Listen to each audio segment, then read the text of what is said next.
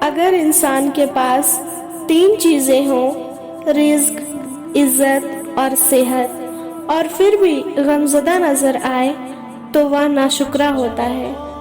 خوش نصیب اپنے آپ پر راضی، اپنی زندگی پر راضی، اپنے حال پر راضی، اپنے خیالات پر راضی اور اپنے رب پر راضی رہتا ہے۔ کوشش کرنے سے بھی کچھ حاصل نہ ہو تو خاموش رہ کر سب کچھ اللہ پر چھوڑ دیجیے۔ اللہ بہترین تدبیر کرنے والا ہے۔ میت اور قبر کو دیکھ کر بھی ہم اپنے اعمال درست نہیں کرتے۔ قبرستان سے واپسی پر ہم یہ سمجھتے ہیں کہ بس اسی نے تو مرنا تھا۔